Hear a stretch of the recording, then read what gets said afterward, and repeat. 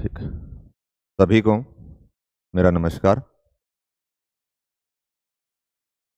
आज की जो हमारी वीडियो होगी, जैसा आप देख रहे हो, एनसीईआरटी टेस्ट सीरीज के ऊपर चर्चा करेंगे।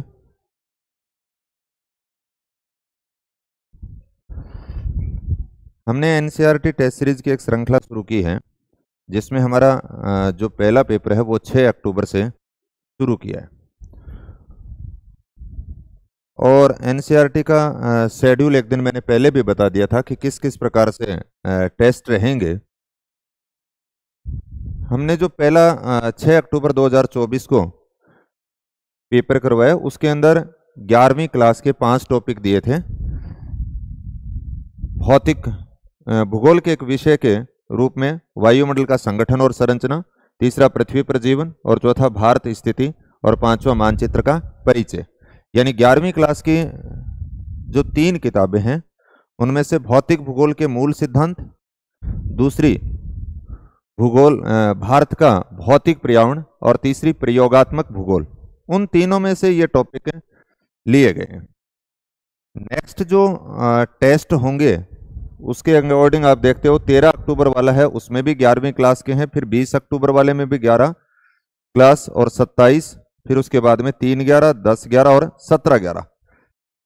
10/11 2024 तक जो शुरुआत के जो 6 टेस्ट हैं वो 11वीं क्लास की तीनों किताबों में से बनाए जाएंगे।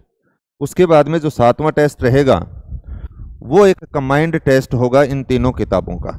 यानी जो अभी हमने टुकड़ों में बांट बांट करके टॉपिकों को पढ़ा था, वो फिर एक साथ में उनका टेस्ट लेंगे 17/11 को। यानी यहां पर आपकी 11वीं क्लास की जो किताब है उसको 2 बार आप टेस्ट दे पाएंगे।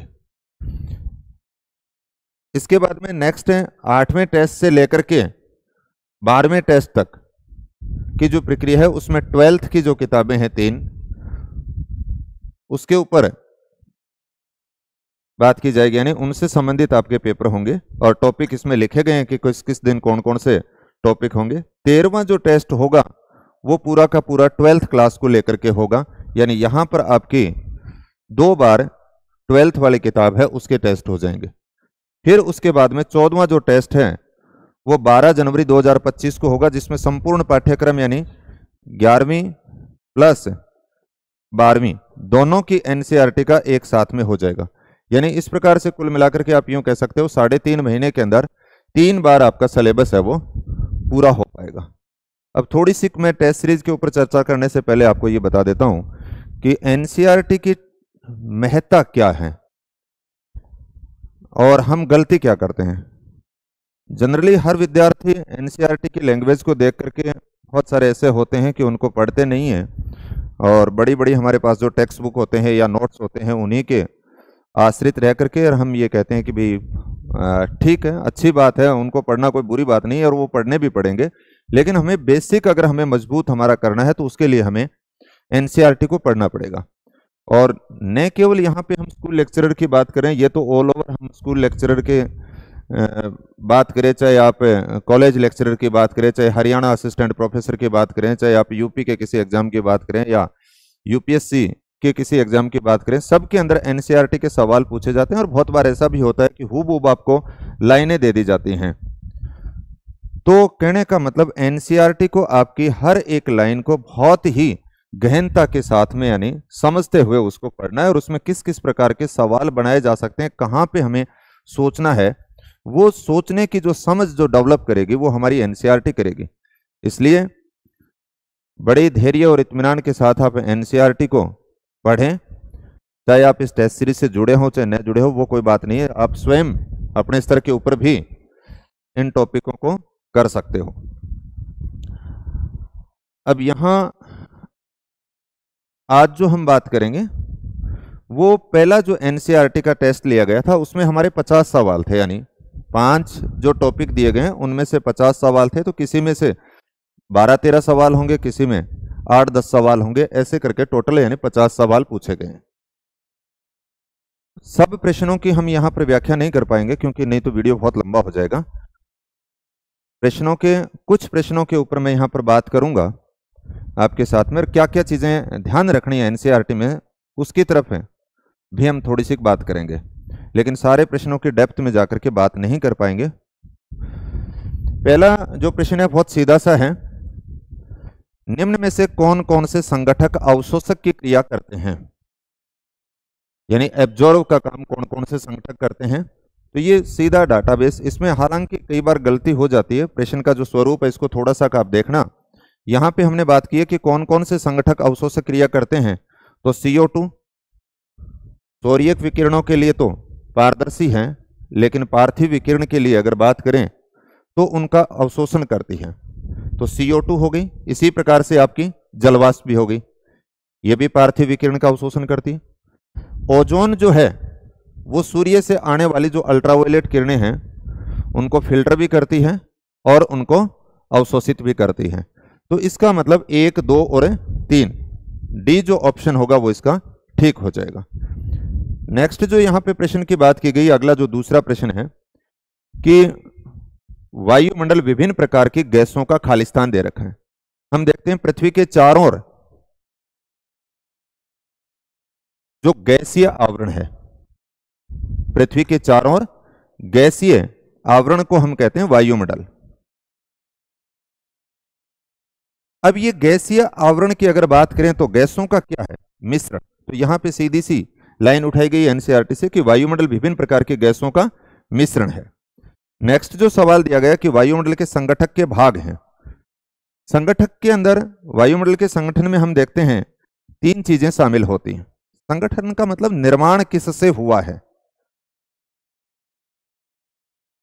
एक तो हम बात करते हैं गैसों की, दूसरी आप बात करते हो जलवाष्प की, और तीसरी बात करेंगे धूल कणों की। गैसों के अंदर जब हम पढ़ते हैं तो यानी क्रम के अकॉर्डिंग यहां से भी बहुत बार सवाल पूछे जाते हैं कि वायुमंडल के संगठन के अंदर गैसों का क्रम पूछ लिया जाता है आपसे।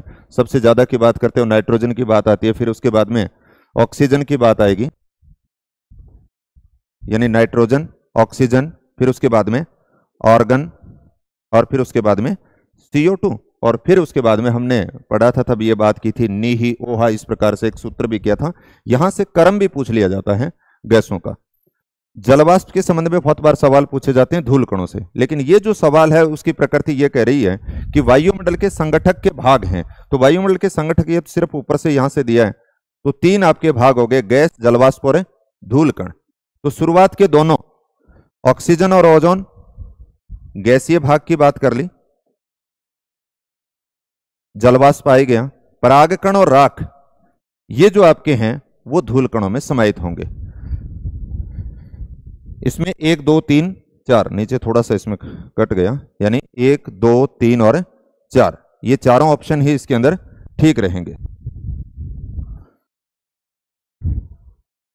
नेक्स्ट वही पीछे वाला सवाल आ गया कि ओजोन परत सूर्य से आने वाली किरणों के लिए, तो हमने देखा था ये फिल्टर का भी काम करती है और अवशोषण का भी काम करती है, तो सी ऑप्शन की बात आ गई।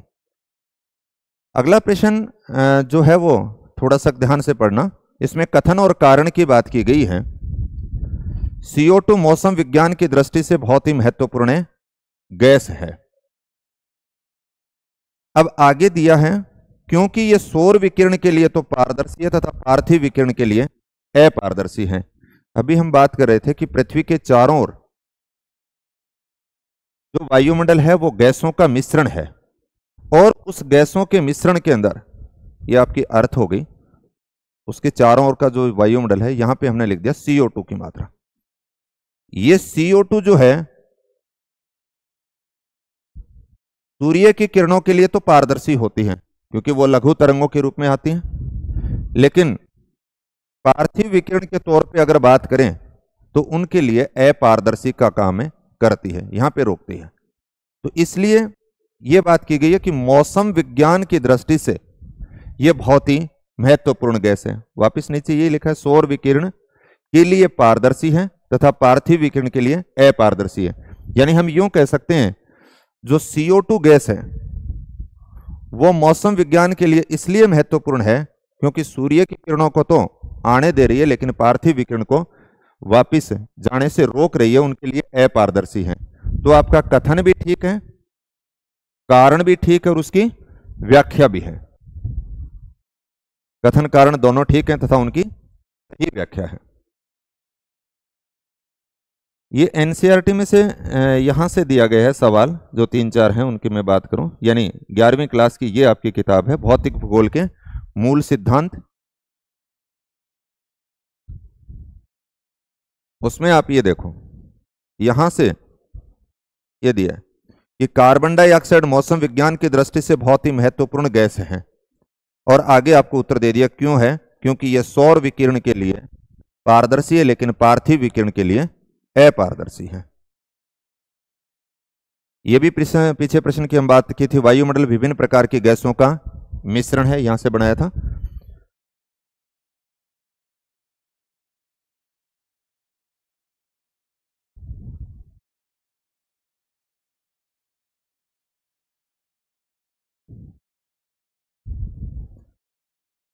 अगला जो सवाल दिया है, सौरमंडल की भूमध्य रेखा पर ऊंचाई अधिक होने का कारण क्या है।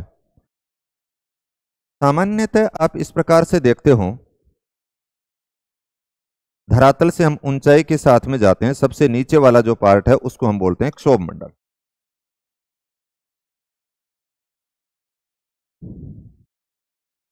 दो तीन सवाल हैं उसके ऊपर एक साथ में यहीं पे बात कर लेंगे। ये सबसे नीचे वाला भाग हो गया क्षोभमंडल, फिर उसके बाद में क्षोभ सीमा आ जाएगी, फिर हमने कह दिया समताप मंडल की बात करेंगे, फिर थोड़ा सा ऊपर जाते हो तो आपने यहां पे मध्य मंडल की बात की, फिर ऊपर जाएंगे आयन मंडल की बात कर लेंगे, और फिर उसके बाद में बहिर्मंडल। अब यहां जो सवाल जो आपको दे रखा है कि सौरमंडल की जो औसत ऊंचाई की बात करते हैं, कहीं पे 12 किलोमीटर लिखिए, कहीं पे 13 किलोमीटर लिखिए, तो 12 और 13 किलोमीटर हो जाएगी, लेकिन ये 0 डिग्री वाला एरिया है, भूमध्य रेखीय क्षेत्र है, और ये आपके ध्रुवीय भाग है। ध्रुवीय भागों की तरफ जाते हो तो इसकी ऊंचाई पाई जाती है 6 से 8 किलोमीटर, जबकि भूमध्य रेखीय क्षेत्रों में यह ऊंचाई पाई जाती है 16 से 18 किलोमीटर। अब बात आवे का 8 है, ज्यादा ऊंची क्यों है, यहां पे ऊंचाई कम क्यों है ध्रुवों पे। तो इस अधिक ऊंचाई का जो कारण है, भूमध्य रेखीय क्षेत्रों के अंदर सेवनीय धाराएं अधिक मजबूत होती हैं। तो इसका मतलब यह हुआ कि भूमध्य रेखीय क्षेत्रों में क्षोभ मंडल की जो ऊंचाई है वो अधिक होने का कारण सहवन धाराएं हैं। दूसरा यहां से एक सवाल आगे और बना रखा है एनसीईआरटी के अंदर, अभी हम देखेंगे कि क्षोभ मंडल में आप देखते हो ऊंचाई के साथ में जाते हैं तो तापमान में कमी आती है, और कितनी कमी आती है, आप यूं कह सकते हो 1000 मीटर की ऊंचाई के ऊपर 6.5 डिग्री सेल्सियस तापमान कम हो जाता है। तो अगला जो सवाल आप ये भी देखोगे कि यहां पर क्षोभ मंडल जो है इसके ऊपरी भाग में एक जैसा तापमान नहीं पाया जाता है, या क्षोभ सीमा जो है वहां पर तापमान एक जैसा नहीं पाया जाएगा, क्योंकि इनकी दोनों की ऊंचाई अलग अलग है, ध्रुवीय क्षेत्रों की और भूमध्य रेखीय क्षेत्रों की। यहां पर तापमान आपका -80 डिग्री के आसपास चला जाता है, भूमध्य रेखा के ऊपरी भाग में तापमान मैंने लिख दिया -80 डिग्री सेंटीग्रेड के आसपास। दूसरी ओर यहां पर अगर देखोगे आप ध्रुवीय क्षेत्रों के अंदर -45 डिग्री सेंटीग्रेड के आसपास। ऐसा सवाल भी एक आगे हमने बना रखा है, एनसीईआरटी में भी दिया हुआ है, और पिछली बार स्कूल लेक्चर के अंदर भी यह सवाल आया था कि क्षोभ मंडल के ऊपरी भाग में ध्रुवीय क्षेत्रों के ऊपर तापमान कितना पाया जाता है, -45 डिग्री सेंटीग्रेड। अब ये जो तापमान ध्रुवीय क्षेत्रों, ये धरातल के तापमान की बात नहीं कर रहे हैं, क्योंकि कईयों को ऐसे लग रहा है कि ध्रुवीय क्षेत्रों पे तो तापमान कम होता है, भूमध्य रेखीय क्षेत्रों पे तापमान ज्यादा होता है। यहां आप सरफेस की बात नहीं कर रहे हो, धरातल की बात नहीं कर रहे हो, यहां पर जो हम बात कर रहे हैं वो कर रहे हैं क्षोभ मंडल के ऊपरी भाग की, यानी क्षोभ सीमा के पास में जब जाते हो। और ये जो सामान्य ताप हाजर जो मैंने लिखी है 1000 मीटर की ऊंचाई के ऊपर 6.5 डिग्री सेंटीग्रेड जो तापमान में गिरावट होती है, यह क्षोभ मंडल तक ही सीमित रहती है। इसलिए आप ये कहेंगे कि क्षोभ मंडल के ऊपरी भाग में ध्रुवीय क्षेत्रों की तुलना में भूमध्य रेखीय क्षेत्रों में तापमान कम हो जाता है। क्यों? क्योंकि भूमध्य रेखीय क्षेत्रों के अंदर क्षोभ मंडल की ऊंचाई ज्यादा है। अब यहां से सवाल हमारा यह था कि क्षोभ मंडल की भूमध्य रेखा पर ऊंचाई अधिक होने का कारण क्या है, तो बताएंगे कारण हो गया 7, यानी ऑप्शन ए आ गया। अगला जो यहां पर ये सवाल जो आप देख रहे हो कि वायुमंडल का जो वर्गीकरण है वो हम पढ़ते हैं 2 भागों के अंदर बांटा गया है। एक हम प्राचीन वर्गीकरण की बात करते हैं और एक आधुनिक नवीन वर्गीकरण की बात करते हो। तो जो प्राचीन वर्गीकरण है वो तापमान के ऊर्ध्वाधर वितरण के आधार पर किया गया, तापमान के ऊर्ध्वाधर वितरण के आधार पर यानी लंबवत वितरण के आधार पर। और नवीन वर्गीकरण है वो आप यूं कह सकते हो रासायनिक संरचना के आधार पर मार्शल निकोलेट ने दिया था। तो ये प्राचीन वर्गीकरण की बात की गई है। तो पहला जो यहां पर आप ऑप्शन देख रहे हो कि निम्न में से कितने कथन असत्य नहीं है। सबसे पहले आपको प्रश्न की लैंग्वेज समझनी है। असत्य नहीं है उसको आप राउंड कर लीजिए, क्योंकि कई बार पेपर के अंदर आपको डाटा तो आ रहे होते हैं लेकिन पेपर में गलती कहां होती है, वो रीजन ये होता है कि हम जल्दबाजी के अंदर पढ़ते हैं और जल्दबाजी में जब पढ़ते हैं तो असत्य तो पढ़ा लेकिन असत्य के साथ में नहीं पढ़ा। यहां पे असत्य नहीं है, सबसे पहले मार्क कर लीजिए। इस प्रकार से जब भी पेपर करते हो असत्य नहीं है इसका मतलब आप किसकी बात कर रहे हो, सत्य की बात कर रहे हो। तो यहां हम क्या पूछ रहे हैं कि निम्न में से कितने कथन सत्य हैं, यानी जो जो कथन सत्य हैं उनको काउंट करके बताना है। 1 2 3 4 5। तो बोले जी ऐसे प्रश्न 5 5 6 6 वाले तो आते नहीं है, आपने क्यों दिए हैं? या कहीं ये सोचता होगा माने परेशान करने खातर दे रखे हैं। यहां इसका उद्देश्य ये है कि जितने अधिकतम डाटा हम कवर कर पाए और तो हम लाइनों को अधिक पढ़ पाएंगे और आपके एक साथ में समझ भी विकसित होगी कि ऐसे ऐसे हैं। हालांकि यूपीएससी के पैटर्न में इस प्रकार के प्रश्न आने शुरू हो गए, तो आपके सामने भी 1 2 प्रश्न कोई ऐसा हो सकता है जिसमें से आपसे ऐसे पूछे जा सकते हैं कितने प्रश्न ठीक हैं या कितने प्रश्न गलत हैं। तो इस पैटर्न को भी आप ध्यान में रखना। तो पहली जो बात की गई है, देखो इस संरचना के आधार पर वायुमंडल का वर्गीकरण तापमान के आधार पर किया गया। इसका मतलब ये बात ठीक है। आयन मंडल को बाह्य मंडल भी कहते हैं, यानी एनसीईआरटी के अंदर जब आप देखोगे तो आयन मंडल को बाह्य मंडल भी कहा गया। मैं आगे भी दिखा दूंगा। पृथ्वी द्वारा भेजी गई रेडियो तरंगों का, सब हम पढ़ते आ रहे हैं कहां से, आयन मंडल से परावर्तित होकर के वापिस आती हैं। इसका मतलब ये बात भी ठीक है। 32 किलोमीटर की ऊंचाई तक वायुमंडल का 99% द्रव्यमान पाया जाता है। इसका मतलब ये बात भी ठीक है। CO2 व जलवाष्प की मात्रा पृथ्वी की सतह से 90 किलोमीटर तक पाई जाती है, ये भी ठीक है। जलवाष्प गर्म तथा आर्द्र उष्णकटिबंधीय हवा में आयतन का 4% होती है। अब देखोगे आगे इस प्रकार से बताया गया है कि ये भूमध्य रेखीय क्षेत्र है। भूमध्य रेखीय क्षेत्रों के अंदर जो जलवाष्प की मात्रा की बात करते हो आपने कह दिया 4%। हमने यहां पे दे रखा है उष्ण व आर्द्र क्षेत्रों में 4 से 5%, क्योंकि जो जलवाष्प होती है वो 0 से 4 या 5% के बीच में पाई जाती है। यानी अधिकतम 5% हो सकती है या 4%, जो भी डाटा दे। न्यूनतम आपकी 0% हो सकती है। औसतन की बात करेंगे 2% हो सकती है। ये सवाल सारे पूछे जाते हैं। और जैसे जैसे सामान्यतः अगर हम यूं कहें कि भूमध्य रेखा से ध्रुवों की तरफ जाते हो तो जलवाष्प की मात्रा में कमी होती है, यानी क्षेत्र विशेष और ऋतु विशेष के अनुसार जलवाष्प की जो मात्रा है वो परिवर्तित होती है। तो यहां पर अगला जो सवाल ये था कि जलवाष्प गर्म तथा आर्द्र उष्णकटिबंधीय में हवा के आयतन का 4% होती है। तो इसका मतलब ये बात भी ठीक है। तो सारे के सारे जो कथन है वो ठीक है। यहां पे डी दे दिया। एनसीईआरटी में से अगर मैं आपको ये लाइन दिखाऊं तो आप ये देखेंगे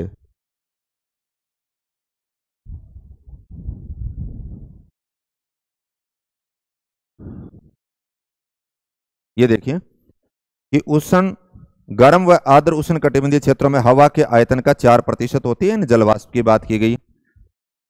अगला जो हमने यहां से स्टेटमेंट लिया था वो इस प्रकार से था कि वायुमंडल की संरचना के अंदर बात आ रही। संरचना मतलब वायुमंडल जो लेयरों के अंदर पाया जाता है। संगठन का मतलब था कि निर्माण किन से चीज हुआ है, और संरचना यानी कैसी है। तो हम देखते हैं वायुमंडल लेयर के रूप में पाया जाता है, परतों के रूप में पाया जाता है। तो यहां पे लिखा है वायुमंडल अलग अलग घनत्व तथा तापमान वाली परतों का बना होता है। यह सवाल आ गया। यहां पे मैंने लिखा था कि ये 5 विभिन्न संस्तरों में बांटा गया, जैसे क्षोभ मंडल, समताप मंडल, मध्य मंडल। आयन मंडल की जगह अभी हमने कहा था कि इसने क्या लिख दिया, बाह्य वायुमंडल, और फिर उसके बाद में बहिर्मंडल। ये भी हम पीछे बात करके आए हैं कि क्षोभ मंडल की मोटाई विषुवत रेखा पर सबसे अधिक होती है, क्योंकि वायु प्रवाह के कारण वायु का अधिक ऊंचाई तक संवहन किया जाता है। यह सवाल था। एक सवाल जो इसमें आगे अभी हम देखेंगे, बताता हूं अभी।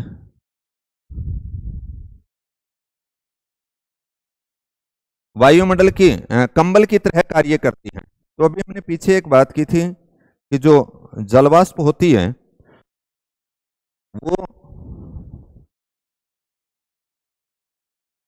सौर्यक विकिरण के लिए तो पारदर्शी का काम कर रही थी, लेकिन पार्थिव विकिरण के लिए अपारदर्शी का काम करती है। तो धरातल के तापमान बढ़ाने के अंदर इसका योगदान रहता है। तो ये किसकी भांति काम करती है, कंबल की तरह। कौन, जलवाष्प। अगला सवाल है, निम्न में से किन किन मंडलों की ऊंचाई तापमान में, किन किन मंडलों में ऊंचाई के साथ तापमान में वृद्धि होती है। ये देखिए, यहां से आपने क्या हुआ, कई बार जब डायग्राम वगैरह दिए हुए तो सुविधा हो जाएगा, पढ़ना कौन पड़े पाठ ने, और बहुत ही जल्दी से छोड़ के आगे से निकल जाऊं। यहां इस चित्र को देखना आप, जो दे रखा है, ये देखो, ये नीचे वाला क्षोभ मंडल का जो हिस्सा है, ये क्षोभ सीमा आ गई। इसमें आप ये देखेंगे, ये 0 डिग्री दिखा दिया, यानी पृथ्वी का औसतन तापमान, यानी धरातल से आप जाते हो तो 15.5 डिग्री के आसपास यहां से शुरू किया है, और जैसे जैसे आप ऊंचाई के साथ में गए तापमान में कमी आ गई, यानी क्षोभ मंडल में तापमान में कमी है। समताप मंडल में थोड़ी दूरी तक तापमान समान रहता है, फिर ओजोन के कारण यहां पर जब जाओगे तापमान कम हो जाएगा, और ओजोन के अंदर आप जाओगे तो धीरे धीरे तापमान में वृद्धि होगी, और इसके ऊपरी भाग के अंदर तापमान 0 डिग्री सेंटीग्रेड तक चला जाता है। इसका मतलब समताप मंडल के अंदर तापमान में क्या हुई, वृद्धि। उसके बाद में आप इस चित्र को देखो, यहां से ऐसे मध्य मंडल के साथ में जा रहे हो तो तापमान में क्या हो रही है, कमी, और ये तापमान में कमी -100 डिग्री सेंटीग्रेड तक हो जाती है। यानी वायुमंडल का यही वो भाग है जिसमें सबसे कम तापमान पाया जाता है, -100 डिग्री सेंटीग्रेड तक। फिर उसके बाद में आप बाह्य वायुमंडल यानी आयन मंडल वाला हिस्सा आ गया, फिर ये बहिर्मंडल वाला आ गया। इन दोनों के अंदर इस प्रकार से जाओगे तो तापमान में वृद्धि होती है। तो यहां माइनस आ गया, यहां प्लस आ गया, यहां प्लस आ गया। तो सवाल हमारा ऐसा था कि ऊंचाई के साथ में जाते हैं, प्रश्न को ऐसे समझना है कि ऊंचाई के साथ में जाते हो तो कौन कौन से ऐसे मंडल हैं जिसमें तापमान में वृद्धि हो रही है। तो एक तो हो गया समताप मंडल, दूसरा हो गया बाह्य वायुमंडल, और तीसरा हो गया बहिर्मंडल। यह सवाल भी हमने पीछे किया था कि क्षोभ मंडल में ऊंचाई के साथ में जाएंगे तो तापमान में कमी होती है, लेकिन भूमध्य रेखीय क्षेत्रों के अंदर वो तापमान में कमी ज्यादा दर्ज की जाती है। किसकी तुलना में, ध्रुवों की तुलना में। कारण भी बताया था, ध्रुवों के ऊपर जो ऊंचाई है क्षोभ सीमा की वो 6 से 8 किलोमीटर है, और भूमध्य रेखा पर है 16 से 18 किलोमीटर है। तो यहां पर तो तापमान आप यूं कह सकते हो -80 डिग्री सेंटीग्रेड के आसपास था, और ध्रुवों के ऊपर -45 डिग्री सेंटीग्रेड। ये नेक्स्ट सवाल ही है, यहां से लाइन देखना आप, ये कि विषुवत वृत्त के ऊपर क्षोभ सीमा में हवा का तापमान -80 डिग्री और ध्रुवों के ऊपर -45 डिग्री हो जाता है। तो दोनों जो प्रश्न है उनकी बात इसी पेज के ऊपर दी गई है, तो इसको बड़े ध्यान से पढ़ना है।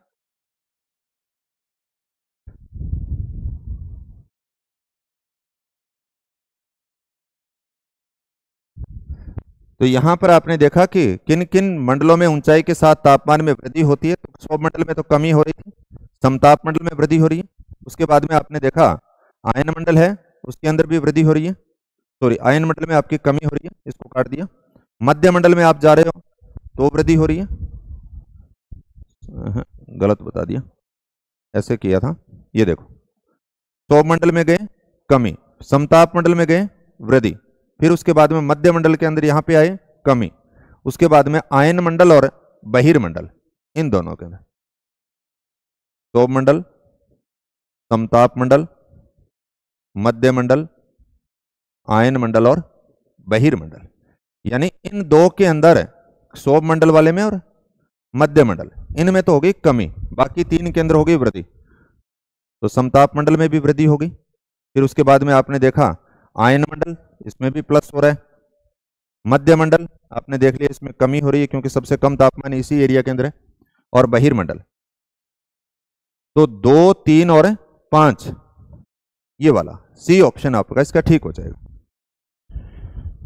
नेक्स्ट आप देख रहे हो विषुवत वृत्त के ऊपर क्षोभ सीमा में हवा का तापमान होता है, अभी हमने किया था -80 डिग्री।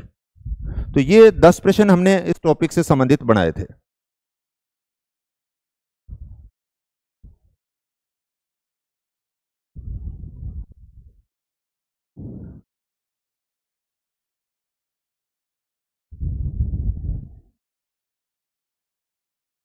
अगले जो 11 से लेकर के 20 तक जो सवाल हैं,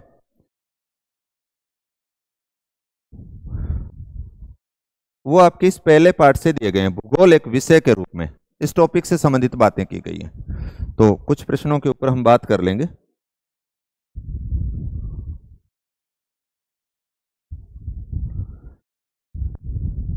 जीपीएस का पूरा नाम है ग्लोबल पोजीशन सिस्टम। फिर उसके बाद में ये परिभाषाएं दे रखी है, भूगोल धरातल के विभिन्न भागों में कारणात्मक रूप से संबंधित तथ्यों में भिन्नता, ये हेटनर की है। क्षेत्रीय भिन्नताओं का अध्ययन आपसे पूछे तो वो हार्टसोन की है। 2 परिभाषाएं दी गई हैं किताब के लास्ट के अंदर।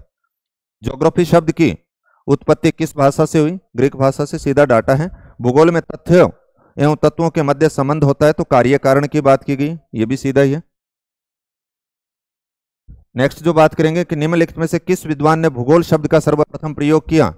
तो यहाँ पे इरोटोस्थेनिस, ये सीधा डाटाबेस है। भूगोल एक कैसा विषय है? तो संश्लेषणात्मक विषय है। यहां से कुछ सवाल हम बात करेंगे, यानी भूगोल की जो निकटतम शाखाएं हैं या किस शाखा के कौन कौन से उपभागों की बात की गई है। यहाँ 3-4 सवाल मैंने दे रखे हैं, उसके ऊपर थोड़ा सा आप जब एनसीईआरटी पढ़ो तो इस पेज को बड़ा ध्यान से पढ़ना। ये तो बाकी तो ठीक है, सामान्य डाटाबेस जो बातें हैं वो की गई हैं, और ये भी आ जाएगा। यानी यहां पर आप देखोगे ना, एक वैज्ञानिक विषय के रूप में भूगोल को 3 वर्गीकृत प्रश्नों से संबंधित किया गया।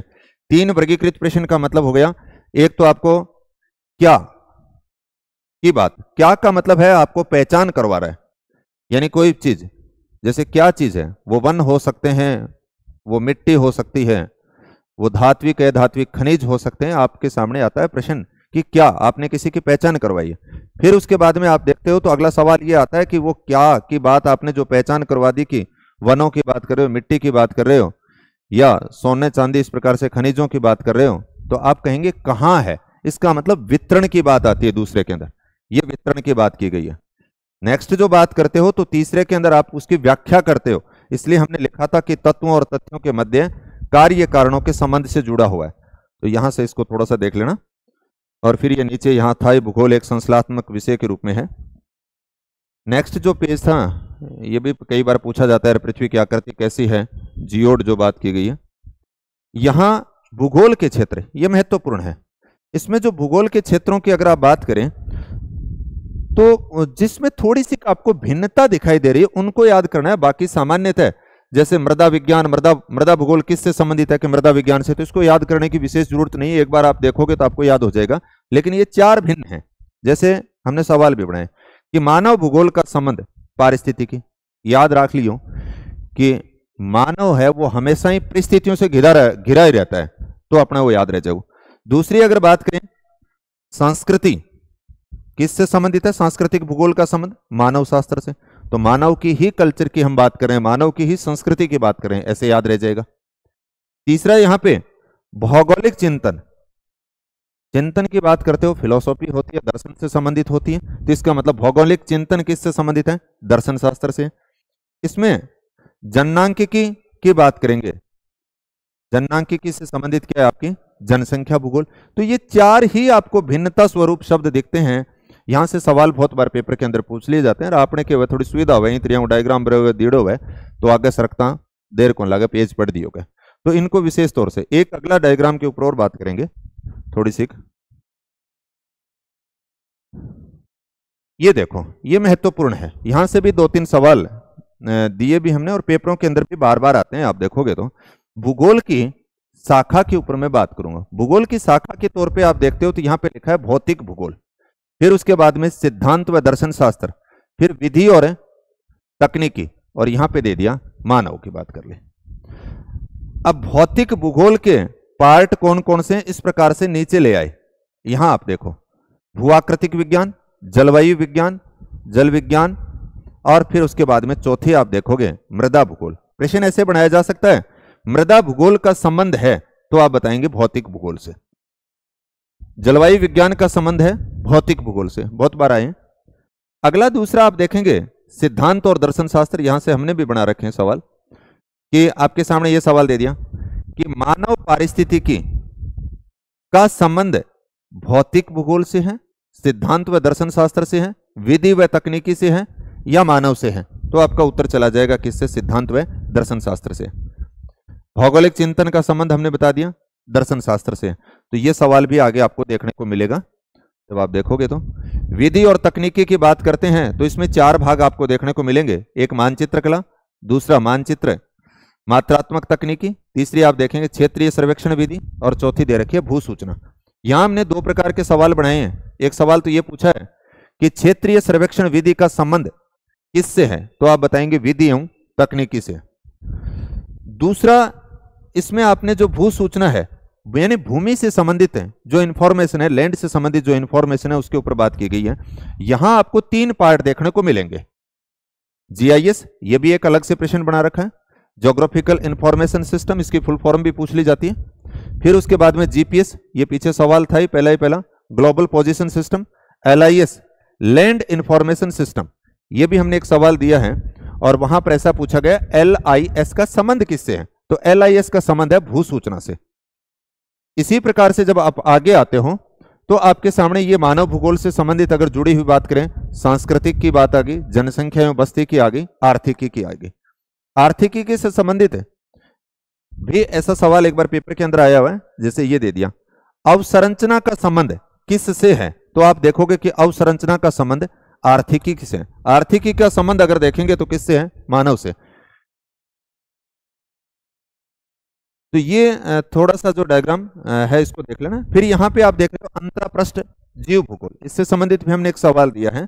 ये सवाल दिया था अंतरापृष्ठ जीव भूगोल के अंदर आपके आएंगे पारिस्थितिकी, पादप भूगोल, प्राणी भूगोल और पर्यावरण भूगोल।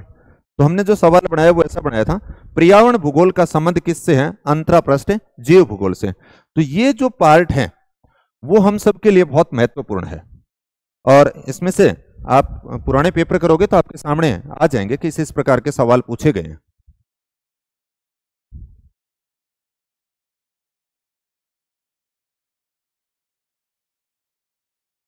यहां से भी एक सवाल दिया, मैं थोड़ा सा इसके ऊपर भी बात कर लेता हूं। भूगोल की जो शाखाएं, एक तो आपको ये देखना है कि किस शाखा के अंदर किस चीज का अध्ययन किया जाता है, तो थोड़ा सा उसके ऊपर आप ध्यान कर लेना। भूगोल की शाखाएं यहाँ पे प्रादेशिक उपागम के आधार पर की गई है, प्रादेशिक अध्ययन, प्रादेशिक विकास, प्रादेशिक विश्लेषण और प्रादेशिक योजना। यहां से हमने ये सवाल बनाया है कि शहरी योजना का संबंध किससे है या ग्रामीण योजना का संबंध किससे है, तो आप बताएंगे प्रादेशिक योजना से है, प्लानिंग से है। तो इस प्रकार से, और भूगोल की जो शाखाएं हैं उनमें किन किन का अध्ययन किया जाता है, इस सब के बारे में इनमें लिख रखा है, तो थोड़ा सा उसको देख लेना है।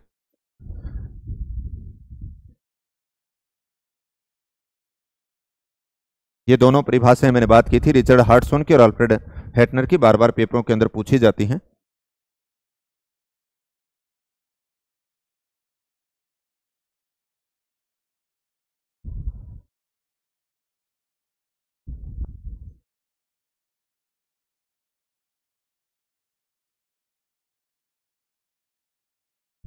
तो यहां से हमने कहा था कि सांस्कृतिक जो भूगोल है उसका संबंध यानी किस शाखा से, इस प्रकार से हमने बात की थी।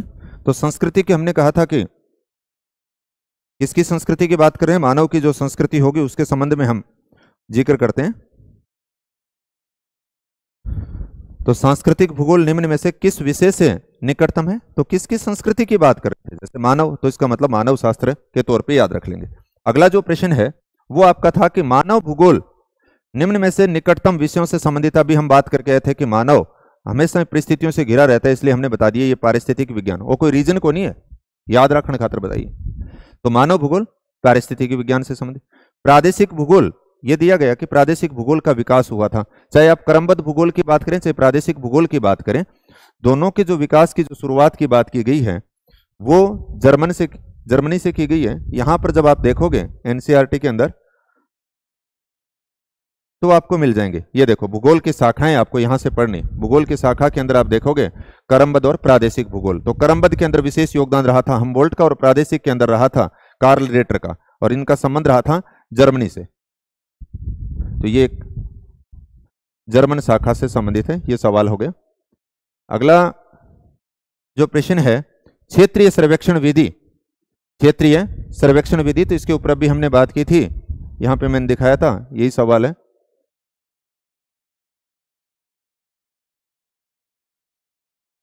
ये रहा, क्षेत्रीय सर्वेक्षण विधि का संबंध विधि और तकनीकी से संबंधित है।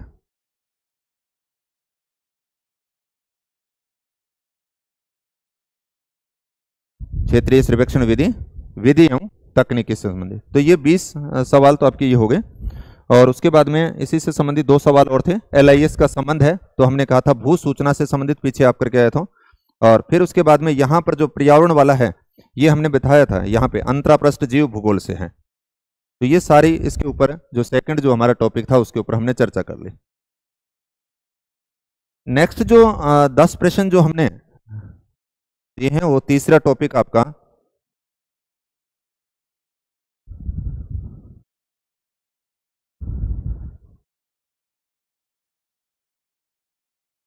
मानचित्र कला से संबंधित हैं।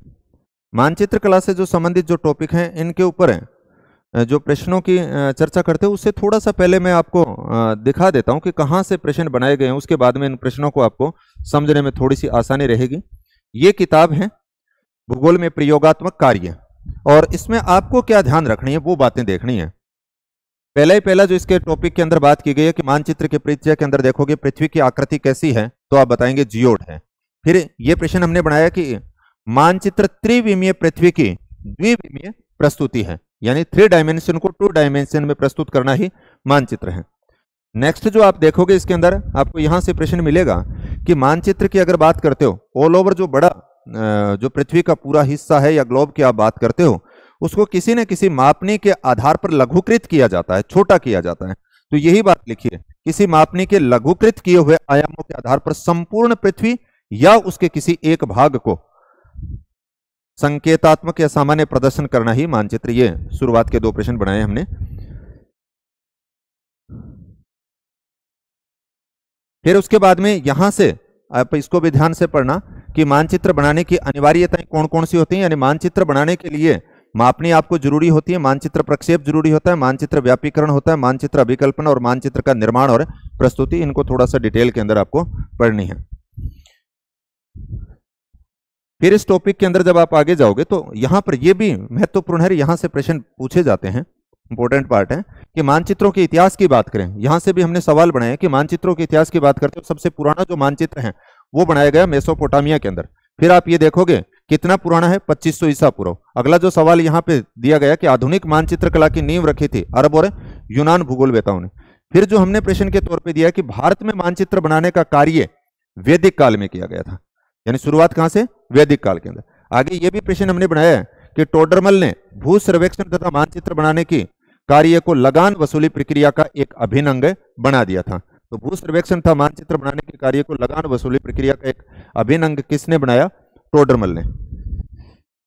फिर उसके बाद में नेक्स्ट जो इससे संबंधित सवाल लिए गए हैं कि भारत के अंदर भारतीय जो सर्वेक्षण विभाग है उसकी 1767 में सर्वे ऑफ इंडिया के रूप में स्थापना की गई थी। अगला जो डाटा हमने लिया था 1785 में भारत का जो पहला यानी हिंदुस्तान का मानचित्र बनकर के तैयार हुआ था, आपको यह डाटा भी याद रखना है। सर्वे ऑफ इंडिया आज भारत के विभिन्न प्रकार की मापनियों के आधार पर पूरे देश के मानचित्र तैयार करता है। तो ये तीनों चारों डाटा आपको यहां से देखने हैं।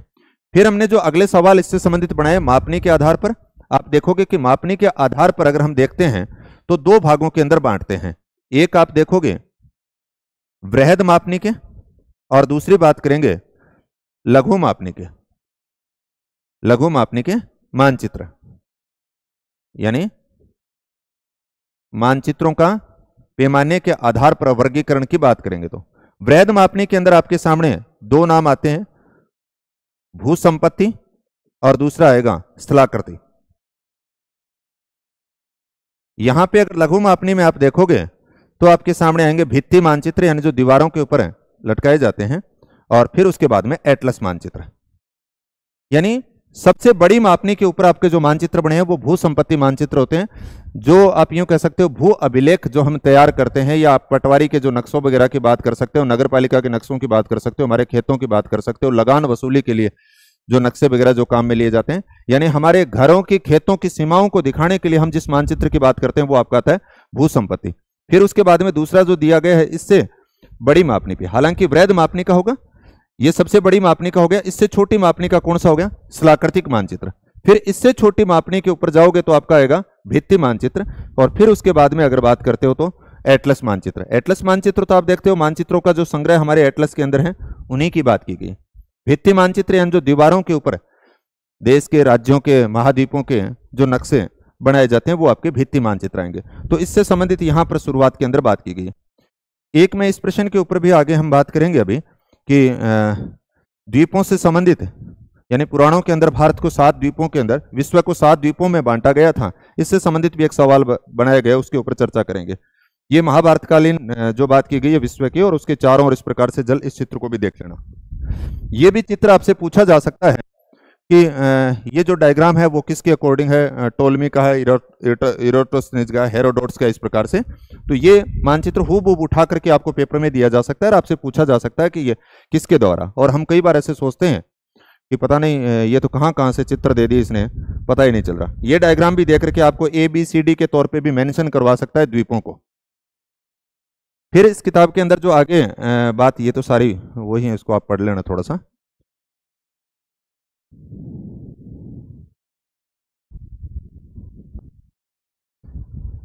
मानचित्रों के उपयोग की बात करते हो, यहां से भी हमने सवाल बनाया। मानचित्रों के उपयोग की बात करेंगे, एक तो दूरी मापने के अंदर काम में लेते हैं, फिर उसके बाद में अगर आप देखोगे दिशा मापन, और दिशा मापन के अंदर हमने बात की कि मानचित्र के ऊपर हमेशा नॉर्थ दिशा जो है वो इंगित होती है, बाकी मुख्य 4 दिशाएं होती हैं, पूर्व, पश्चिम, उत्तर, दक्षिण। इन्हें हम प्रधान दिक् बिंदु के नाम से इंगित करते हैं, या अंग्रेजी के अंदर उसको लिख दिया कार्डिनल पॉइंट। तो जो प्रश्न हमने बनाया वो इस प्रकार से बनाया कि कार्डिनल पॉइंट का संबंध है किससे है? दिशा मापन से। नेक्स्ट, एक यहाँ पे क्षेत्र मापन के भी उपयोग किया जाता है, इससे संबंधित भी एक सवाल ये दिया गया है कि ध्रुवीय प्लेनीमीटर का उपयोग किस में किया जाता है? तो आपका उत्तर रहता है क्षेत्रफल के मापन से। एक सवाल हमने ये भी दिया है कि रेखाओं और आकृतियों का मानचित्र कहे जाने के लिए निम्नलिखित में से क्या अनिवार्य है? क्योंकि रेखा और आकृति को जब आप मानचित्र के तौर पे अगर बनाते हो तो मानचित्र के लिए पहली जो आवश्यक शर्त है वो है आपकी मापनी।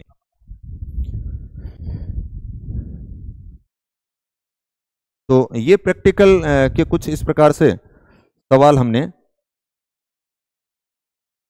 दिए हैं। आपको थोड़ा सा इस किताब को इसी वे के अंदर, जल्दबाजी में सारी चीज तो नहीं बता पा रहे हैं, लेकिन थोड़ी बहुत है बता दूं, थाने भी साबुन देख लेना। तो ये आ गया मानचित्र क्या है, इसको अभी हमने किया था कि त्रिविमीय पृथ्वी की द्विविमीय प्रस्तुति है। नेक्स्ट आपने देखा कि मानचित्र है, इसमें ऑप्शन सारे पढ़ना है। अभी जो हम पीछे करके आए थे वो यही है, किसी मापनी से, ये रहा, किसी मापनी से लघुकृत किए हुए, यानी छोटे किए हुए, कोई न कोई मापनी आप लेते हो, किसी मापनी से लघुकृत किए हुए आयामों के आधार पर पृथ्वी का प्रदर्शन। फिर उसके बाद में विश्व में कौन कौन से कथन सही है, उनको निम्न में से कौन कौन से कथन सही है पहचान कीजिए। ये भी हमने लिखा था। सबसे पुराना मानचित्र मेसोपोटामिया में पाया जाता है, मेसोपोटामिया का मानचित्र 250 ईसा पूर्व है, ये भी करके आए। और मानचित्र का प्रक्षेप गोलाकार सतह को समतल सतह के ऊपर प्रदर्शित करना, इसका मतलब 1 2 3 तीनों ही बातें आपकी ठीक हैं। अगला जो आधुनिक मानचित्र कला की नींव किन भूगोल वेताओं के, तो अभी मैंने पीछे आपको बताया था कि जहां इतिहास की बात कर रहे थे, अरब और यूनान भूगोल वेताओं के द्वारा इसकी नींव रखी गई। नेक्स्ट, भारत में मानचित्र बनाने का कार्य शुरू किया गया, तो आपने देखा वैदिक काल के अंदर शुरुआत की गई थी। निम्न में से किसने मानचित्र बनाने के कार्य में भू सर्वेक्षण तथा लगान वसूली का अभिन्न अंग बना दिया? तो हमने बात की थी टोडरमल ने।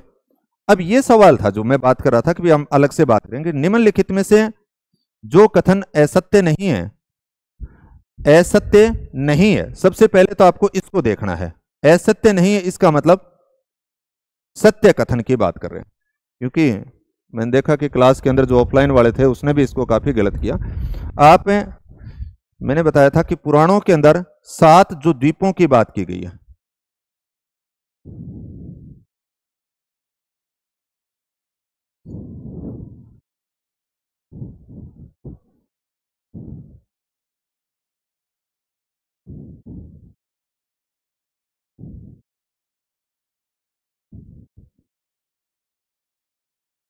यहां पे भारत वाला एरिया किस वजह को, जम्बू द्वीप।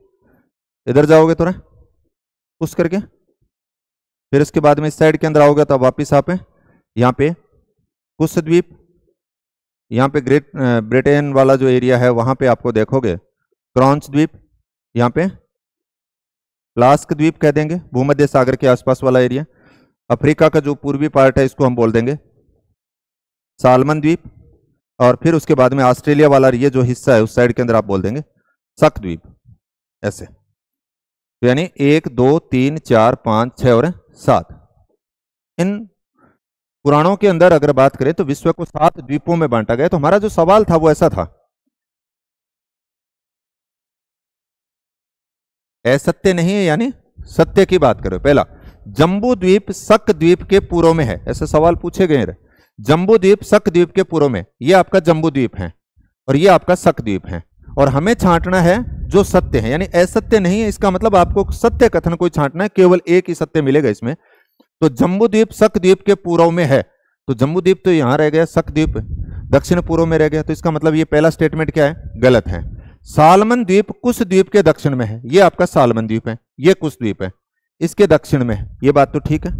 यहां तक सालमन द्वीप कुश द्वीप के दक्षिण में है, लेकिन प्लास्क द्वीप के पश्चिम में नहीं है। ये प्लास्क द्वीप है, हम ये कहना चाहते हैं इसके पश्चिम में नहीं है, क्योंकि इससे तो आप ये देख रहे हो दक्षिण पूर्व साइड के अंदर है, तो इसका मतलब ये अगली बात भी ठीक है, प्लास्क द्वीप के पश्चिम में नहीं है। तो 2 नंबर कथन आपका ठीक है। क्रॉन्च द्वीप जम्मू द्वीप के पूर्व में है, ये रहा क्रॉन्च द्वीप जम्मू द्वीप के पूर्व में नहीं है, ये आप देखोगे इस साइड के अंदर पश्चिम या उत्तर पश्चिम साइड के अंदर है, तो इसका तीसरा गलत हो गया। कुश द्वीप पुष्कर द्वीप के उत्तर पश्चिम में इसकी बात की गई है, ये कुश द्वीप और ये पुष्कर द्वीप है, तो कुश द्वीप पुष्कर द्वीप के उत्तर पश्चिम में है, ऐसा लिखा है। कुश द्वीप पुष्कर द्वीप के उत्तर पश्चिम में होता तो यहां लोकेशन होती, इसका मतलब है ये भी क्या है, गलत है। तो 2 नंबर 1 था वो ठीक है। निम्नलिखित में से कितने कथन सत्य हैं, चयन कीजिए। आधुनिक भारत में मानचित्र बनाने की शुरुआत हमने बताई थी कि सर्वे ऑफ इंडिया के द्वारा हुई, ठीक है। सर्वे ऑफ इंडिया की स्थापना 1767 में, ये डाटा भी बहुत बार सीधा डाटा भी पूछ लिया जाता है, तो ये भी ठीक है। भारत का प्रथम मानचित्र 1785 में बनकर तैयार हुआ, ये भी बात ठीक है। और नेक्स्ट जो बात की गई है, सर्वे ऑफ इंडिया ने पूरे देश के मानचित्र तैयार किए, इसका मतलब ये बात भी आपकी ठीक है। तो चारों के कितने कथन सत्य हैं यहां पे ऐसे पूछा है, तो आपने बता दिया कि इसमें 4 कथन है और चारों के चारों ही आपके ठीक हैं। अभी हम पीछे करके आए थे, मानचित्र में कार्डिनल पॉइंट का संबंध है, तो आपने बता दिया दिशा मापन से संबंधित है। ध्रुवीय प्लेनीमीटर का संबंध हमने किया था क्षेत्रफल मापन से, तो ये पीछे हमने बात कर ली। तो ये कुछ सवाल 10-12 सवाल हमने प्रैक्टिकल से संबंधित दिए थे। नेक्स्ट जो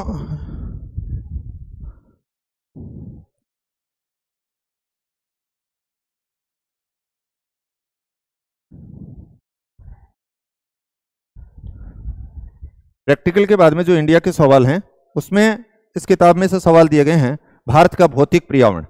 भारत के भौतिक पर्यावरण के अंदर जो आपको ध्यान रखने वाली कुछ बातें हैं, उनके ऊपर पहले चर्चा कर लेते हैं, फिर प्रश्नों की बात कर लूंगा मैं। सबसे पहले जो जब आप देखोगे कि भारत का अक्षांशीय और देशांतरीय विस्तार है, उसको आप ध्यान रखना। और ये जो बिंदु दे रखे हैं यहाँ पे, मानक मील, समुद्री मील, मानक यानी एक मानक मील में कितने इंच होते हैं, समुद्री मील के अंदर कितने इंच होते हैं, एक मानक मील के अंदर कितने किलोमीटर होते हैं, और समुद्री मील के अंदर कितने किलोमीटर होते हैं। यहाँ पे ये भी बात दी गई है कि भारत की दक्षिणी सीमा बंगाल की खाड़ी में 6 डिग्री 45 मिनट, यहाँ पे से भी हमने सवाल बनाए। फिर आप इसके अंदर नीचे जाओगे तो ये सवाल आप यहाँ पे देखना, यहाँ पे एक बात की गई है कि सवाल दिखा देता हूं मैं आपको पहले।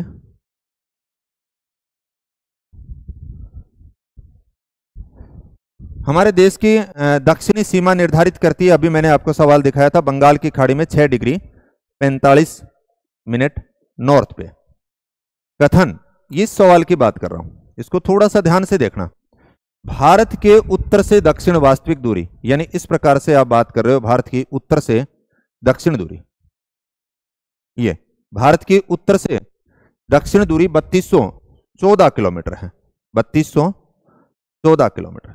जबकि भारत का पूर्व से पश्चिम अगर विस्तार की बात करें ऐसे, ये आपके 2933 किलोमीटर। आगे इसमें यह दिया गया, जबकि आप क्योंकि भारत का अक्षांशीय और देशांतरीय विस्तार की शुरुआत की बात करते हो तो यहां 8 डिग्री से लेकर के 37 डिग्री तक, यानी राउंड फिगर 8 डिग्री नॉर्थ से 37 डिग्री नॉर्थ तक, लगभग आपने कह दिया राउंड फिगर के अंदर 30 अक्षांशों का, 30 डिग्री अक्षांशों का अंतर है। इसी प्रकार से 68 से लेकर के 97 डिग्री तक, ईस्ट लिख दिया मैंने यहां पे, और यहां पर भी 97 डिग्री ईस्ट, ये भी लगभग है, यानी 29 पॉइंट समथिंग होता है, तो हमने लिख दिया 30 देशांतर का अंतर है लगभग और 30 ही अक्षांशों का अंतर है। जबकि यहां पे सवाल ये दिया गया है कि अक्षांशीय जो दूरी है वो तो 3214 किलोमीटर है, यानी भारत का उत्तर दक्षिण विस्तार, तो और पूर्व पश्चिम बात करते हो तो 2933 है। यानी कहना यह चाहता है कि भारत का अक्षांशीय और देशांतरीय विस्तार लगभग एक जितना है, फिर भी उत्तर दक्षिण की दूरी ज्यादा है किसकी तुलना में, पूर्व पश्चिम की तुलना में। इसके पीछे कारण यह है,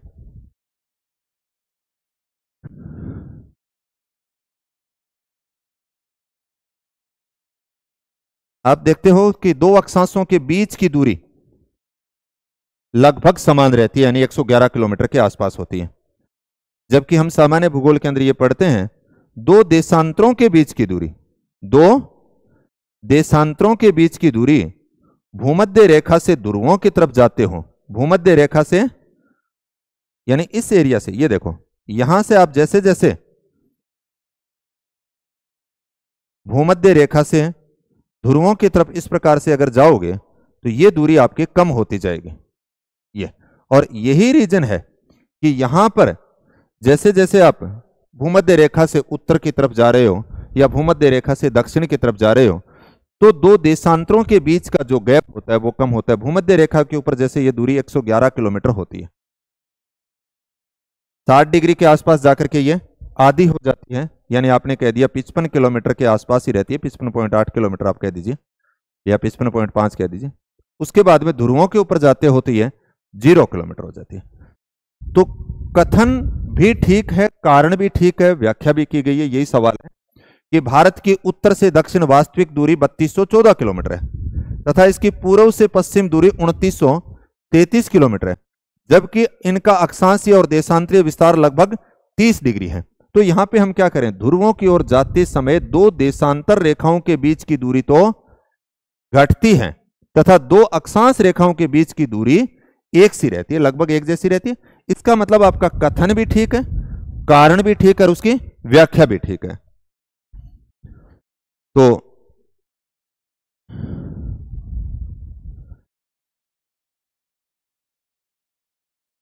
अगला आप देखोगे कि भारत की मिट्टी, भू आकृति, जलवायु, प्राकृतिक वनस्पति का निर्धारण होता है अक्षांशों से।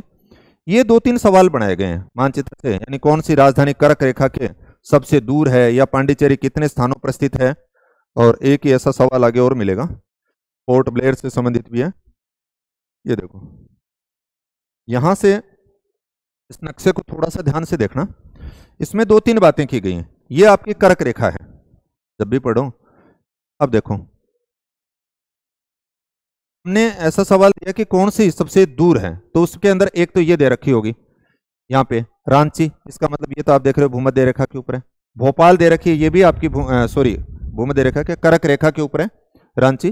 फिर उसके बाद में आपने देखा कि भोपाल दे रखा है, ये भी कर्क रेखा के पास में है। गांधीनगर है, ये भी कर्क रेखा के पास में, ये तो सबसे नजदीक होगी। फिर उसके बाद में अगर आप इधर जाते हो अगरतला, ये दे रखी है, तो ये भी त्रिपुरा वाली, यहां पर ये भी कर्क रेखा के निकट है। फिर हमने दिया आइजोल, ये भी आपकी क्या है, कर्क रेखा के निकट है। अब इन सब में आप देखते हो तो एक ऑप्शन दिया गया बीच में साथ में कोलकाता, इसका मतलब कोलकाता जो है वो कर्क रेखा से इनमें से अधिकतम दूरी पे है। ये सवाल कई बार पूछे जाते हैं। यहां से एक सवाल हमने ऐसा भी बनाया कि भारत की सबसे पूर्वोत्तम जो राजधानी हेडक्वार्टर की बात की गई है, तो ज्यादातर हम ऐसे सोच लेते हैं कि अरुणाचल प्रदेश सबसे पूर्व में है, तो ईटानगर की जो बात की गई है वो सही होगा, लेकिन देखना यहाँ पे नागालैंड की राजधानी ये कोहिमा, एक हमने ऑप्शन में ये दिया था, फिर उसके बाद में मेघालय का शिलोंग ये दे रखा था, और अरुणाचल प्रदेश का ईटानगर ये दिया था, और सिक्किम का गंगटोक। तो सबसे जो पूर्व के अंदर यहाँ पे बात करोगे तो वो आपकी आ जाएगी कोहिमा।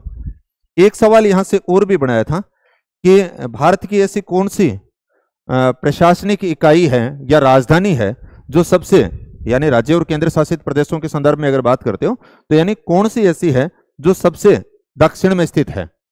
तो यहाँ पर जनरली जो गलती हुई थी कल मैंने क्लास में आज जो देखा कि उसमें ऐसा था कि अंडमान निकोबार की जो पोर्ट ब्लेयर है वो अधिकांश ने यही कर रखी थी। अब ये देखो पोर्ट ब्लेयर यहाँ पे दे रखी है, और उसके बाद में केरल की जो तिरुवनंतपुरम ऑप्शन में था, तो इसका मतलब सबसे दक्षिण के अंदर यह थी। इसी प्रकार से हमने एक सवाल यहां से और भी दिया था कि जो पांडिचेरी जो है वो कितने स्थानों के ऊपर है, तो 3 राज्यों के अंदर। ये आंध्र प्रदेश देख रहे हो आप, यहाँ पर तमिलनाडु का हिस्सा है वो देख रहे हो, फिर उसके बाद में आप देखोगे इधर केरल, केरल के अंदर ये आ गई माहे, यहाँ पे अगर देखोगे तमिलनाडु के अंदर पुडुचेरी और कराईकल आ गया, और आंध्र प्रदेश के अंदर आप देखोगे यनम। तो इसका मतलब 1 2 3 और 4 जगह के ऊपर है। तो ये 3-4 सवाल इस मानचित्र से संबंधित हमने दिए थे।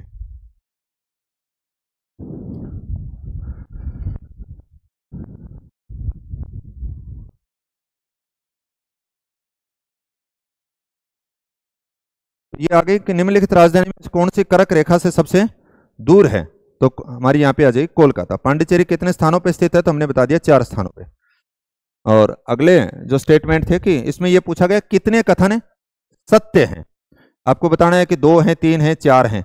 तो ये तो भारत का प्रायद्वीपीय भाग दक्षिणी प्रायद्वीपीय भाग हिंद महासागर की ओर उभरा हुआ है, आपको हूबहूब लाइनें मिलेंगी सारी की सारी, इसका मतलब ठीक है। भारत की तट रेखा द्वीपों सहित कितनी है, 7517 है। सुलेमान पर्वत श्रेणी भारत के उत्तर पश्चिम में स्थित है। भारत की मानक याम्योत्तर 82.5 डिग्री तो है, लेकिन पश्चिमी देशांतर नहीं है, क्या है, पूर्वी देशांतर। इसका मतलब यह कथन गलत है। भारत का सीमा अंतर्गत क्षेत्र समुद्र की ओर 21.9 किलोमीटर है, इसका मतलब यह बात भी ठीक है।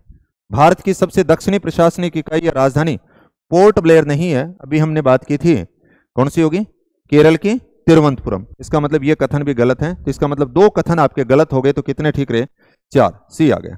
भारत एशिया में स्थित है, तो आपने बता दिया दक्षिणी मध्य एशिया के अंदर।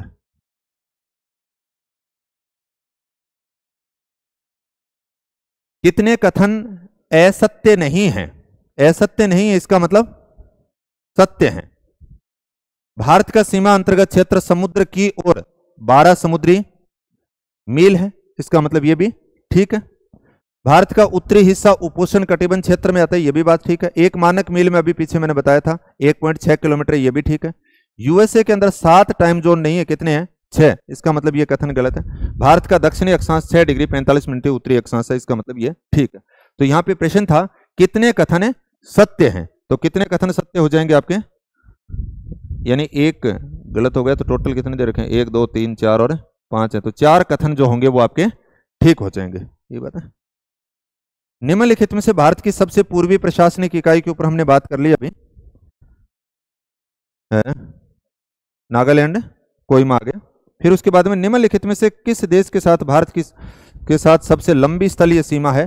यहां से भी आप ध्यान रख लेना कि ये जो भारत का जो मानचित्र है, यानी बांग्लादेश की बात कर रहे हैं यहाँ पे, तो इसका उत्तर, लेकिन आप जब भी पढ़ो ना तो ये भी जरूर ध्यान रखना है कि भारत की जो सीमाएं हैं वो किन किन राष्ट्रों के साथ में लगती हैं, कौन कौन से, जैसे चीन के साथ में कौन कौन से राज्य सीमा लगाते हैं। इसी प्रकार से आप देखोगे इस साइड के अंदर पाकिस्तान के साथ में किसकी आ रही है, तो या म्यांमार के साथ में किसकी है, बांग्लादेश के साथ में किसकी है, किन किन राज्यों की है, तो ऐसे पूछे जा सकते हैं। या ऐसा कौन सा राज्य है जो 2 राष्ट्रों के साथ में सीमाएं बना रहा है, तो इसको बाउंड्री को आपको, कई बार आपके सामने क्रम ऐसे भी होगा, राज्य की राजधानियां दी जाएंगी, उत्तर से दक्षिण कर्म करवा लेंगे, या पूर्व से पश्चिम सीक्वेंस के अकॉर्डिंग कर्म होंगे, या कुछ महत्वपूर्ण जो इस मानचित्र से संबंधित उत्तर दक्षिण पूर्व पश्चिम ऐसे कुछ सवाल पूछे जा सकते हैं।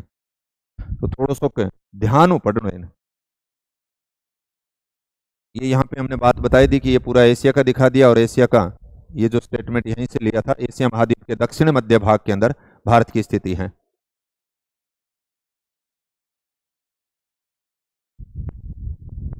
तो ये तो हमने प्रशासनिक इकाई। निम्नलिखित में से किस देश के साथ में बांग्लादेश की बात आएगी, फिर उसके बाद में ये भारत के भूगोल से संबंधित इतने सवाल थे। तो यानी 4 टॉपिकों के ऊपर हमने बात कर ली। कुछ थोड़े से सवाल 4-5 एक हमने पृथ्वी पर जो जीवन है उससे संबंधित दिए थे। इसमें थोड़ी सी मैं बता देता हूँ कि आपको यहाँ पे जो ध्यान रखने वाली बातें हैं, इकोलॉजी के ऊपर बात कर लेना। तो इकोलॉजी जो शब्द है वो किस भाषा का, इससे संबंधित प्रश्न पूछा जा सकता है। या सर्वप्रथम यानी इकोलॉजी शब्द जो काम किसने लिया, तो अर्नेस्ट हैकेल ने लिया। फिर यहाँ से आप खासतौर से पढ़ना पारिस्थितिकी के प्रकार कौन कौन से हैं। 2 प्रकारों के अंदर बांटेंगे आप, जलीय और स्थलीय पारिस्थितिकी के अंदर। फिर आप ये देखना कि स्थलीय पारिस्थितिकी के अंदर बायोम की बात की गई, बायोम आप किसे कहते हैं उसके ऊपर बात की जा सकती है। फिर यहाँ ये पार्ट आपके लिए महत्वपूर्ण है, पारिस्थितिकी की कार्य प्रणाली और संरचना की जो बात करते हो। इसके अंदर आप देखेंगे कि 2 चीजों से मिलकर के बनी हुई है पारितंत्र जो है वो जैविक और अजैविक घटक। आपसे सवाल पूछे जा सकते हैं जैविक घटक कौन से हैं और अजैविक घटक कौन कौन से हैं, यहां से देखना है। फिर उसके बाद में अगर जो आप आएंगे तो ये सवाल जो हमें ऊर्जा जैसे सूर्य से प्राप्त हो रही है, फिर यानी सबसे पहले हरित पादप यानी ये उत्पादक के तौर पे हैं। फिर आप देखोगे प्राथमिक उपभोक्ता, द्वितीयक उपभोक्ता और तृतीयक उपभोक्ता। यहीं पे आप देखोगे कि जो अपघटक है उनकी बात करेंगे, अपघटक कौन कौन से हैं उससे सवाल पूछा जा सकता है, जो मृत जीवों के ऊपर आश्रित रहते हैं। तो ये खाद्य श्रृंखला होती है, वो भी आपसे पूछी जा सकती है। तो ये महत्वपूर्ण पार्ट है यहाँ पे। यहाँ से भी हमने एक सवाल बनाया इस प्रकार से, कौन कौन से भौतिक हैं, जैसे तापमान, वर्षा, सूर्य ताप, आर्द्रता या मृदा की स्थिति, ऐसे कुछ दे रखा है। फिर ये देख लेना जैव बायोम के जो प्रकार हैं, इसमें आप जब पढ़ो तो थोड़ा सा इस प्रकार से देखना कि जैसे उष्णकटिबंधीय बायोम की बात कर दें या भूमध्य रेखीय पर्णपाती, ये हैं, इनकी विशेषताएं पूछी जा सकती हैं और इनसे संबंधित यानी उसमें वन कौन से पाए जाते हैं, मिट्टी कैसी पाई जाती है, जलवायु कैसी है, ये आपसे संबंधित है, पूछे जा सकते हैं। वनों से संबंधित यानी इन बायोमों के ऐसे सवाल हो सकते हैं। फिर उसके बाद में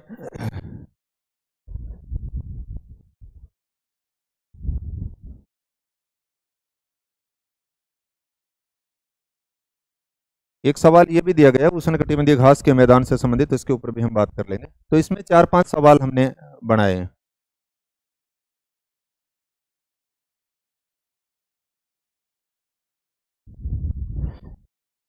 इकोलॉजी शब्द अभी हमने किया था, किस भाषा का है, ग्रीक भाषा का आ गया। निम्न में से पर्यावरण के अजैविक कारक हैं, यानी जिसमें जीव नहीं है, इसका मतलब तापमान अजैविक है, मृदा की स्थिति ये भी क्या है, अजैविक है, जल भी क्या है, अजैविक है, लेकिन उत्पादक क्या है, जैविक है। इसको छोड़ देंगे। सूर्य का प्रकाश क्या है, जैविक है, सूर्य अजैविक है। तो एक आपका बच जाएगा, ये सी ऑप्शन आ जाएगा, 1, 2, 3 और 5। निम्नलिखित में से कौन कौन से अपघटक हैं, तो अपघटक के संबंध में आप देखोगे तो यहां पे आपको इसमें मिल जाएगा, ये देखो कुछ अपघटकों के उदाहरण दिए गए। अपघटक वो होते हैं जो मृत जीवों पर आश्रित होते हैं, कौवा आ गया, गीद आ गया, बैक्टीरिया और अन्य सूक्ष्म जीवाणु। तो यहां से दिया गया सवाल।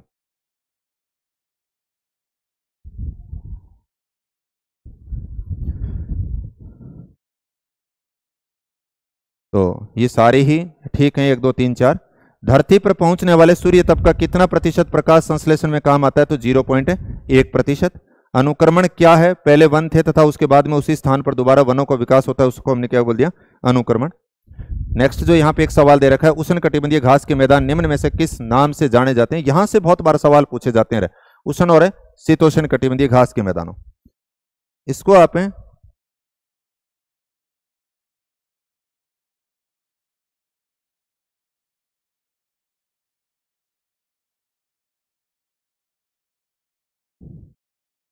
5-6 शब्द मैं बता देता हूं। यहां पे अफ्रीका के अंदर हम कहते हैं सवाना, उष्णकटिबंधीय घासों की बात की गई। फिर उसके बाद में अगर देखते हो ब्राजील के अंदर अगर हम देखेंगे तो कैंपोज की बात कर ली, वेनेजुएला के अंदर बात देखोगे तो लानोज की बात कर ली। 3 तो ये उष्णकटिबंधीय। तो यहां पर तो ये था कि उष्णकटिबंधीय घास के मैदान निम्न में से किस नाम से जाने जाते हैं, तो उत्तर आपका क्या आ गया, सवाना। शीतोष्ण कटिबंधीय घासों के नाम की बात करें, जैसे ये यूएसए वाला हिस्सा है, कनाडा का जो हिस्सा है, यहां पर बोलते हैं प्रेरी। इसी प्रकार से जब आप यूरोप में जाते हो तो स्टेपी। हंगरी के अंदर अगर आप बात करेंगे तो मैंने लिख दिया उस्ताज की बात कर दी। इसी प्रकार से दक्षिणी अमेरिका के अंदर आते हो तो आपने लिख दिया अर्जेंटीना के अंदर पंपास लिखा हो सकता है, पंपाज लिखा हो सकता है। इधर आप जाओगे दक्षिणी अफ्रीका का जो हिस्सा है, यहां पे आप बोल देंगे वेल्ड। ऑस्ट्रेलिया में जाओगे डाउन्स, और न्यूजीलैंड में जाएंगे तो हमने लिख दिया कैंटबरी। तो यहां से बहुत बार सवाल इस प्रकार के पूछे जाते हैं कि कौन से उष्णकटिबंधीय, कौन से शीतोष्णकटिबंधीय घास क्षेत्र हैं। तो कोशिश की, लेकिन थोड़ा सा टाइम के अकॉर्डिंग कुछ चीज़ें जल्दबाजी में थी। अगला जो टेस्ट होगा उसमें आप इसी प्रकार की एनसीईआरटी का मैंने मेरी तरफ से आपको बताने का प्रयास किया कि किन किन चीज़ों के ऊपर खास तौर से ध्यान रखें। तो अगली बार भी जब भी आप ऑनलाइन ऑफलाइन टेस्ट दें तो इनको टॉपिक को अच्छे से पढ़ें, और अगले जो 13 तारीख को जो होने हैं वो यहाँ पर आपको दिखा रखें कि इन 5 टॉपिकों से संबंधित सवाल पूछे जाएंगे। चलो, धन्यवाद।